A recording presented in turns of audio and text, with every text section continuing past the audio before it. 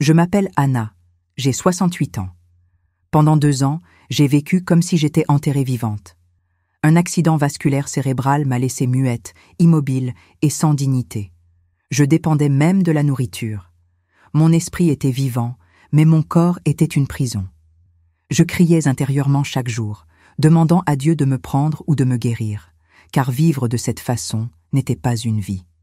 Au début, ma sœur s'est occupée de moi, mais avec le temps, même elle a commencé à me percevoir différemment. J'ai vu la fatigue, le poids, la frustration. Des amis ont disparu, des membres de ma famille se sont éloignés, et même ceux que j'aidais autrefois m'ont tourné le dos. La solitude m'a fait plus mal que la maladie. J'étais un fardeau pour tout le monde, sauf pour Dieu, qui continuait à écouter mon cœur même lorsque ma bouche ne pouvait pas parler. Un matin, ma vie a basculé. Ma sœur m'a trouvé allongée par terre, immobile. Mais à cet instant, je n'étais plus là. La douleur a disparu. Le poids sur mon corps s'est allégé.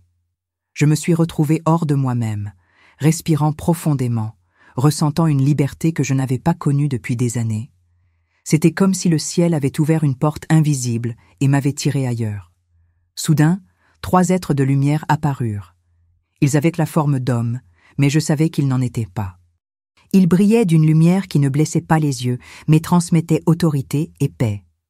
Ils me prirent la main et, sans un mot, je compris. Je devais les suivre. Je n'avais pas peur. Au contraire, j'avais l'impression d'être sur le point de découvrir pourquoi j'étais encore en vie. Ils m'ont emmené dans un endroit impossible à expliquer. Les couleurs n'existaient pas ici sur Terre. L'air sentait la vie. Je marchais comme un jeune homme, je parlais comme si je n'avais jamais perdu ma voix. Les arbres semblaient chanter, une rivière cristalline coulait devant moi.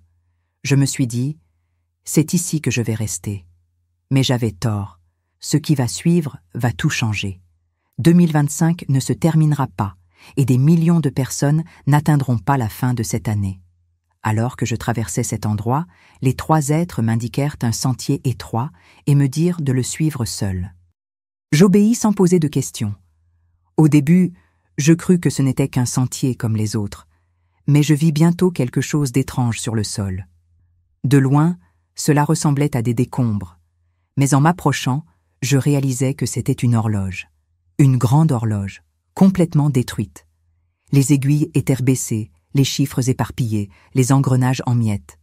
Le temps était écoulé. Mon cœur se serra. Instinctivement, je m'agenouillai et tentais de recoller les morceaux. Comme si j'avais le devoir de réparer, de remettre de l'ordre dans ce qui était en ruine. Mais au moment même où je touchais l'un des morceaux brisés, j'entendis une voix qui secoua tout autour de moi. Elle ne venait ni des anges, ni de quiconque visible. C'était la voix de Dieu lui-même. Elle n'a pas seulement rempli l'air, elle a transpercé mon âme. La voix dit « N'essaie pas de réparer l'horloge, le temps est écoulé. » Je restais paralysée, sans voix. Je ne pouvais plus bouger le petit doigt, je ne pouvais plus respirer correctement. Le ciel et la terre tremblaient à ce son. Puis la voix répéta, encore plus fort, « Jésus revient. Le monde ne verra pas la fin de 2025. C'est l'avertissement final. Des millions de personnes disparaîtront. » À cet instant, j'ai compris pourquoi j'étais là. Ce n'était pas seulement pour admirer la beauté du paradis. Ce n'était pas seulement pour me réconforter après tant de souffrances. J'avais reçu une mission. Un ordre clair. Je devais revenir et avertir. Il n'y avait pas de place pour le doute. Mes souffrances sur terre ne m'avaient pas détruit. Elles m'avaient préparé à dire quelque chose que personne ne voudrait entendre. En contemplant les morceaux brisés de l'horloge, j'ai réalisé que cet objet représentait le temps du monde. Il était brisé, irréparable. Et moi, une femme âgée et fragile, j'ai été choisie pour transmettre ce message « 2025 ne finira pas ». Des millions de personnes n'atteindront pas la fin de l'année. Préparez-vous, car Jésus revient. Après avoir entendu cette voix puissante, tout s'est estompé devant mes yeux. Les couleurs vives se sont estompées, la rivière cristalline a disparu, et même l'odeur de l'air a disparu. J'ai essayé de m'accrocher à cet instant, voulant rester là, mais je n'y suis pas parvenu. Une force invisible a commencé à me tirer en arrière, comme si un vent fort m'entraînait contre ma volonté. Soudain, j'ai de nouveau senti le poids de mon corps, l'odeur de l'hôpital, le son de voix désespérées. Des gens pleuraient. Les infirmières m'annonçaient que je n'étais plus en vie. Ma sœur sanglotait à côté de mon lit, répétant « Elle est partie ». C'est à ce moment-là que quelque chose s'est produit. Mes lèvres, restées silencieuses pendant des années, se sont entr'ouvertes. Le premier mot qui est sorti de ma bouche a été « Jésus ». La pièce entière s'est figée. Les infirmières ont crié « Elle est revenue, elle respire ». Ma sœur est tombée à genoux, incrédule. J'ai bougé mes mains, mes pieds, et j'ai réalisé que j'étais de nouveau en vie. Mais ce n'était plus la même vie qu'avant. Je savais que j'avais été renvoyée avec une mission, avertir que le temps du monde était arrivé à sa fin. Les médecins se précipitèrent, perplexes, se demandant comment c'était possible. Ils fixaient les machines, sans comprendre. L'un d'eux me demanda « Pouvez-vous parler ?»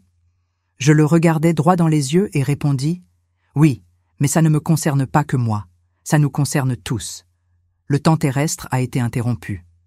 À ce moment-là, j'ai compris que ma voix ne m'avait pas été rendue pour parler de ma maladie, ni pour raconter des histoires ordinaires. Ma voix avait retrouvé son éclat pour déclarer au monde que le calendrier humain ne s'achèverait pas en 2025, tel que nous le connaissons. Quelque chose de grandiose est sur le point de se produire. Les jours qui suivirent furent une véritable stupeur pour tout le monde autour de moi. Moi, qui étais incapable de prononcer un mot depuis 2 ans, je parlais maintenant distinctement. Moi, qui ne pouvais plus bouger les jambes, je faisais déjà de petits pas dans la chambre d'hôpital. Des infirmières vinrent juste pour prendre de mes nouvelles, affirmant n'avoir jamais rien vu de tel.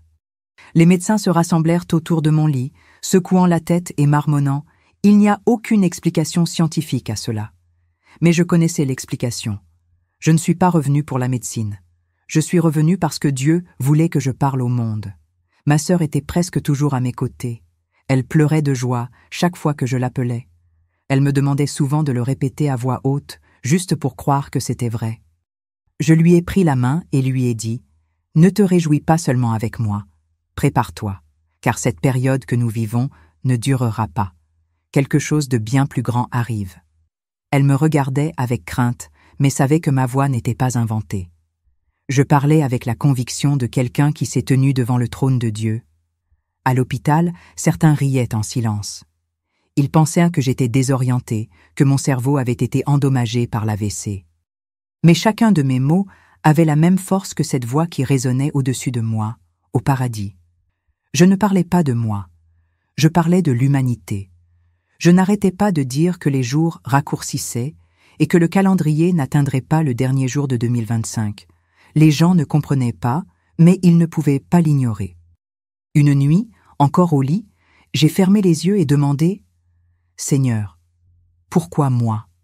Pourquoi choisir une femme âgée, fragile et marquée par la maladie ?» Et dans le silence de mon cœur, la réponse est venue « Parce que la faiblesse révèle ma puissance. J'ai rendu ta voix, non pas à toi, mais à tous ceux qui dorment encore. Ils ont besoin de l'entendre. » Ces mots me brûlaient plus que toute fièvre, plus que toute douleur. Alors j'ai compris qu'il n'y avait pas de retour en arrière. Dans le miroir de ma chambre, je voyais mon visage vieilli, marqué de marques indélébiles.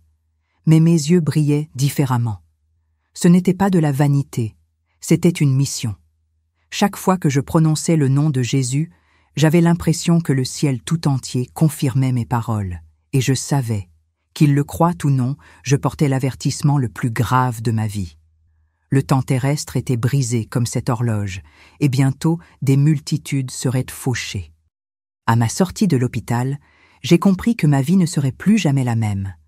Partout où j'allais, les gens me regardaient avec curiosité, certains avec respect, d'autres avec dédain. Beaucoup voulaient entendre ce que j'avais vu, mais peu étaient prêts à y croire. Certains souriaient, même faussement, comme s'il s'agissait d'une invention d'une femme âgée en quête d'attention. Mais je n'avais pas besoin d'attention. J'avais déjà vu et entendu suffisamment de choses pour porter le poids de la vérité. Lors de mes premières rencontres, j'ai partagé mon expérience avec des voisins venus me rendre visite. Certains sont restés silencieux, choqués. D'autres ont ri, ont secoué la tête et ont dit « On a déjà entendu des prédictions comme ça n'arrive jamais ». Leurs paroles m'ont blessé, mais je me suis souvenu de mon ordre, ne pas me taire. Alors, malgré mes tremblements, j'ai répété « L'horloge du monde est cassée. Le temps ne continuera plus comme avant. » Peu importait qu'ils se moquent de moi, je ne parlais pas pour faire plaisir. Au milieu des critiques, il y avait aussi des larmes. Une voisine, après avoir entendu tous les détails, s'est agenouillée dans le salon et s'est mise à pleurer, disant « J'ai besoin de me réconcilier avec Dieu. » À cet instant, j'ai compris que la force ne résidait ni dans mon âge, ni dans ma voix, mais dans le Saint-Esprit qui confirmait chaque parole. Ce n'était pas moi qui convainquis, c'était Dieu qui réveillait les cœurs qui avaient encore des oreilles pour entendre. Bien sûr, le rejet continuait. Des parents éloignés me traitaient de fou, disant que je devenais sénile. Certains conseillaient à ma sœur de ne pas trop me laisser parler, pour ne pas me mettre dans l'embarras. Mais au fond de moi, je savais que garder le silence équivaudrait à désobéir, et la désobéissance me coûterait plus cher que n'importe quelle critique humaine.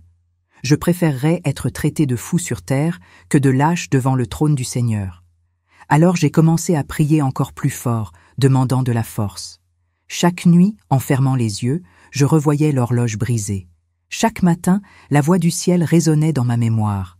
Le temps est écoulé. Ce souvenir était mon carburant. Impossible de l'oublier. Et tandis que le monde se moquait, une certitude inébranlable planait en moi. Des multitudes seraient fauchées avant la fin de 2025. Malgré les moqueries et les accusations, j'ai commencé à remarquer quelque chose qui m'a donné de la force. Des gens ordinaires étaient touchés. Pas les grands, ni les soi-disant sages, mais les humbles. Je lisais le sérieux du message dans leurs yeux. Certains venaient me voir en secret, de peur d'être ridiculisés, et me disaient « Ce que tu as dit m'a touché. Je veux changer de vie. » Ces réactions m'ont montré que Dieu avait toujours des cœurs ouverts, même au milieu de l'incrédulité.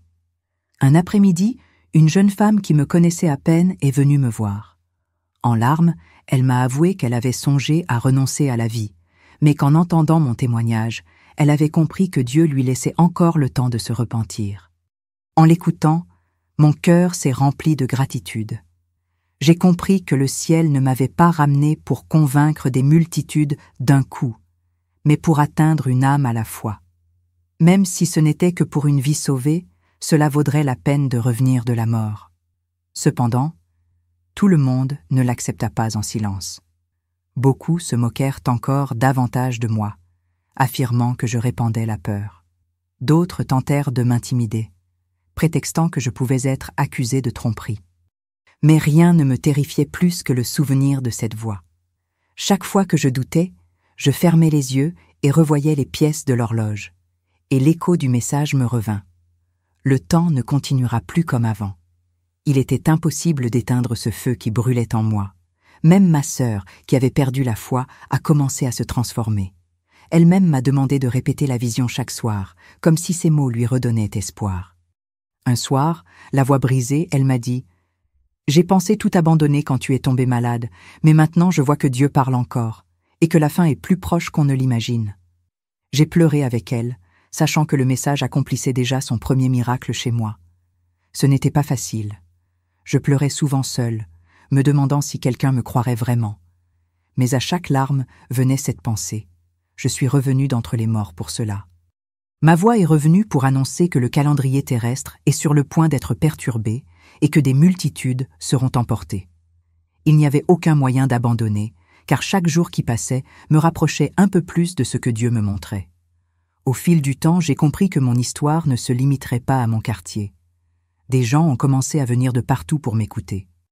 Certains étaient curieux, d'autres moqueurs, et rares étaient ceux qui avaient une véritable soif de vérité. Et c'est précisément chez ces quelques-uns que j'ai perçu l'œuvre de Dieu. Il ne m'a pas fait revenir pour plaire aux foules, mais pour réveiller ceux qui avaient encore des oreilles pour entendre. Les critiques, cependant, se multipliaient.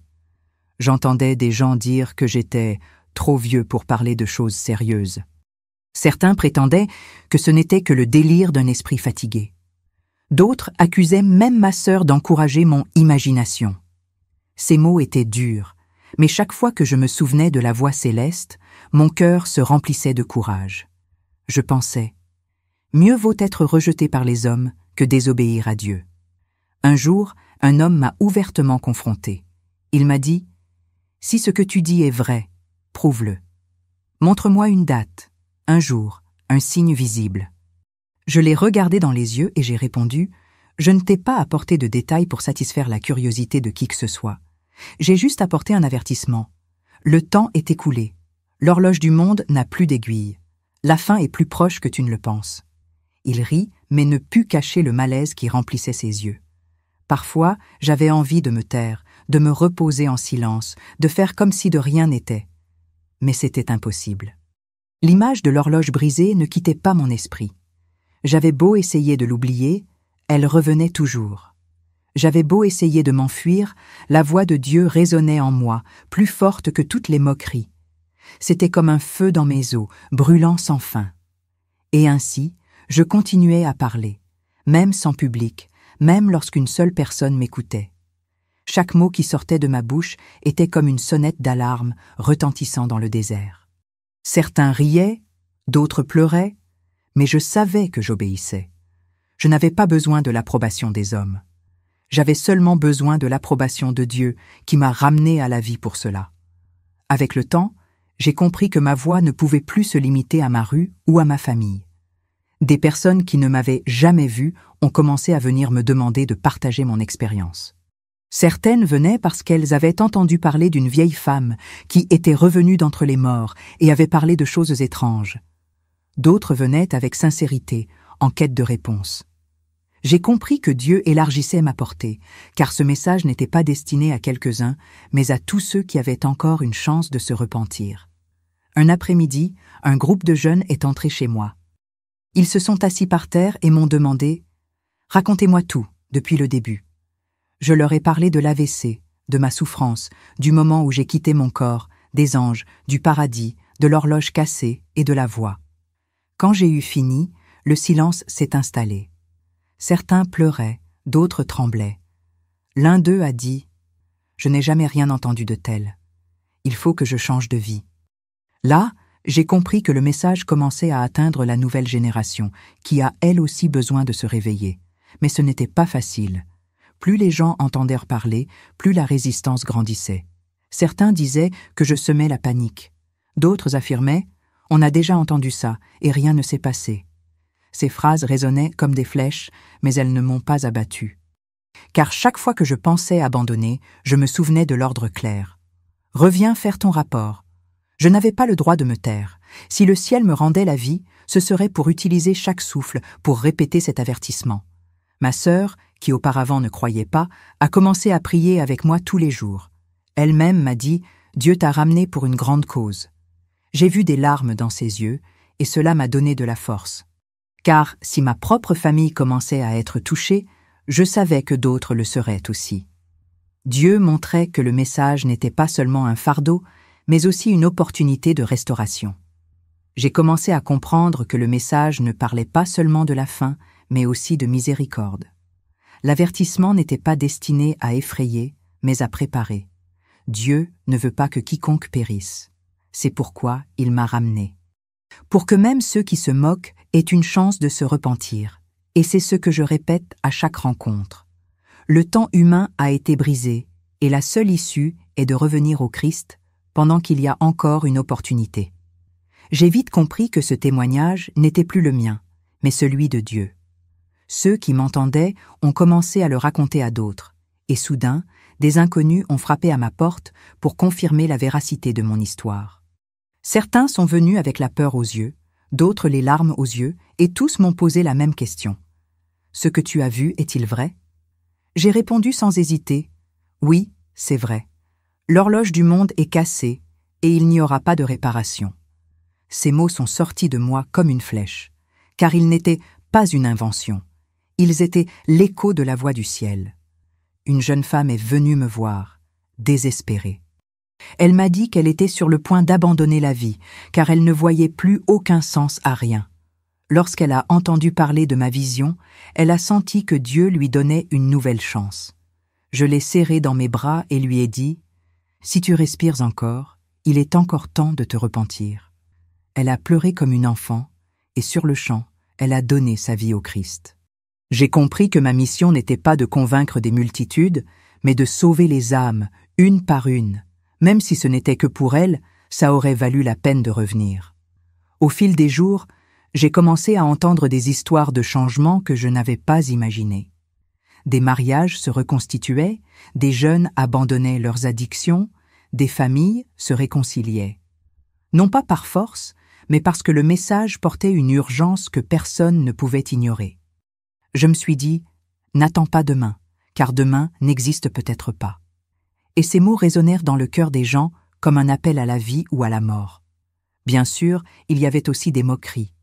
Certains écoutaient et s'en allaient en riant, d'autres me traitaient de fanatique. Mais je voyais bien que même en riant, ils ne parvenaient pas à effacer ce qu'ils avaient entendu de leur esprit. Des jours plus tard, ils revenaient, plus sérieux, en disant « Je n'ai pas pu dormir après t'avoir entendu parler ». Je souriais et disais « C'est le Saint-Esprit qui te dérange ». Personne parmi ceux qui écoutaient ne pouvait rester complètement indifférent. C'est ce qui m'a donné de la force. Je savais que je n'étais pas seul. Je n'avais pas de réseaux sociaux, je ne savais pas me servir d'un ordinateur, mais Dieu diffusait ma voix d'une autre manière. Chaque personne que j'atteignais devenait aussi un messager, et ainsi le message s'est répandu comme une traînée de poudre, atteignant des endroits que je n'aurais jamais pu imaginer. À mesure que mon témoignage s'élargissait, j'ai constaté que les cœurs se divisaient de plus en plus. Certains se sont brisés sur le champ, sont tombés à genoux et ont pleuré, implorant Dieu de leur pardonner. D'autres se sont endurcis encore davantage, ont croisé les bras et ont dit avec sarcasme « On a déjà entendu des histoires comme ça, rien n'a changé. » C'était comme si le même message qui avait sauvé certains servait à condamner d'autres qui choisissaient de rejeter la vérité. Un homme s'est approché de moi, furieux. Il m'a accusé de semer la peur et de détruire la foi des gens. Je l'ai regardé droit dans les yeux et lui ai dit calmement « Je n'ai pas semé la peur, j'ai apporté un avertissement. La peur frappe ceux qui s'accrochent au péché. Pour ceux qui se repentent, le message est l'espoir. » Il ne savait pas quoi répondre. Il a simplement baissé la tête et s'est éloigné, en silence. Même ceux qui m'ont attaqué n'ont pas pu échapper au poids de ce qu'ils ont entendu. D'un autre côté, j'ai vu des familles entières changer. Un soir, une mère a amené ses 3 jeunes filles. Elles se sont assises par terre et ont écouté en silence. À la fin, la mère a pleuré et a dit « Je ne veux pas que mes filles grandissent sans connaître Jésus. » Je les ai serrées dans mes bras et j'ai prié avec elles. Cette scène ne me quittera jamais. J'ai compris que Dieu utilisait mes souffrances passées pour réveiller les générations futures. Mais tout le monde n'a pas réagi de la même manière. Certains se moquaient encore plus de moi, se moquaient de moi en public et allaient même jusqu'à répandre la rumeur selon laquelle j'avais perdu la raison. Cela m'attristait, mais ne me calmait pas. Je me souvenais toujours de l'ordre clair. « Reviens faire ton rapport. » Peu importait qu'on me croie ou non. Mon rôle n'était pas de convaincre, mais d'annoncer. Et chaque fois que je répétais la vision, j'avais l'impression de remplir ma part devant Dieu. Ce qui m'a le plus frappé, c'est la façon dont un même mot pouvait produire des effets si différents. Pour certains, c'était la vie, le repentir, la transformation. Pour d'autres, c'était une source de moquerie, de rejet et d'endurcissement. Mais je savais qu'au final, chacun se souviendrait de ce qu'il avait entendu. Et personne ne pourrait dire qu'il n'a pas été prévenu avant la fin du temps imparti. Au fil des jours, j'ai commencé à comprendre quelque chose d'encore plus profond. L'avertissement que j'avais reçu ne concernait pas seulement le jugement, mais aussi la miséricorde. Dieu ne voulait perdre personne. C'est pourquoi il m'a ressuscité et m'a rendu la voix. Ce qui semblait être une sentence sévère était en réalité une dernière chance pour beaucoup. C'était comme si le ciel criait « Il est encore temps, mais il n'est plus long, réveillez-vous tant que vous le pouvez ». Je l'ai vu dans les yeux de ceux qui m'écoutaient. Certains arrivaient tremblants, disant « J'ai senti que je devais venir ici, même si je ne vous connaissais pas ». D'autres m'écrivaient de simples mots, me remerciant de ne pas me taire. Chaque réponse me faisait comprendre que, malgré la difficulté de la mission, elle remplissait son objectif. Une vie transformée était déjà une victoire, Mais Dieu accomplissait bien plus que ce que je pouvais compter. Il y avait aussi des moments où la solitude pesait lourd. Je me demandais, est-ce que tout cela en vaut vraiment la peine? Mais il me suffisait de fermer les yeux et de me souvenir de la vision. L'horloge brisée, la voix du ciel qui résonnait, le poids de cet ordre. Tout me revenait comme si tout se reproduisait. Je n'avais aucun doute.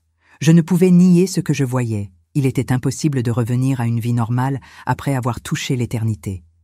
J'ai compris que ma vie avait été prolongée non pas pour le confort, mais pour une mission. Chaque jour supplémentaire n'était pas un cadeau pour moi, mais une opportunité pour les autres.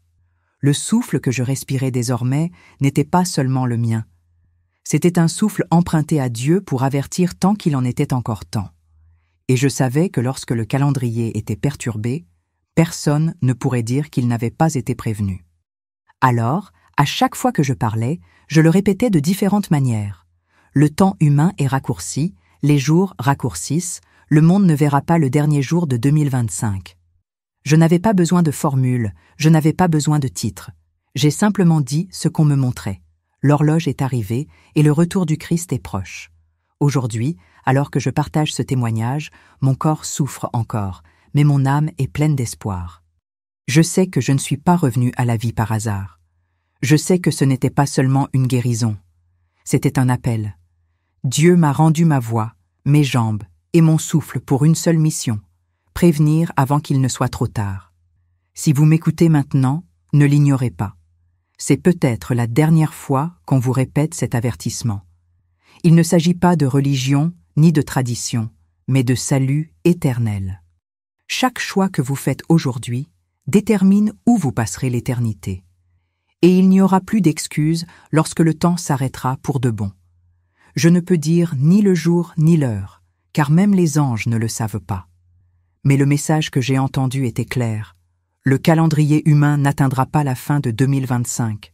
Le temps s'est arrêté au ciel. Les aiguilles sont tombées. L'horloge du monde est cassée. Et des multitudes disparaîtront lorsque le Seigneur viendra chercher les siens. Je vous en supplie, ne vivez pas comme si vous aviez tout votre temps. N'attendez pas demain pour chercher Dieu. Demain n'existe peut-être pas. Aujourd'hui est le jour de la réconciliation, du repentir, de l'imploration du pardon et de la miséricorde du Christ. Parce que lorsque la dernière seconde sonnera, il n'y aura plus de retour en arrière. Dieu m'a ramené pour vous dire cela. Et maintenant que vous l'avez entendu, la décision est entre vos mains. Moquez-vous, doutez ou abandonnez. J'ai fait ma part, le temps est venu, le Christ revient. Soyez prêts.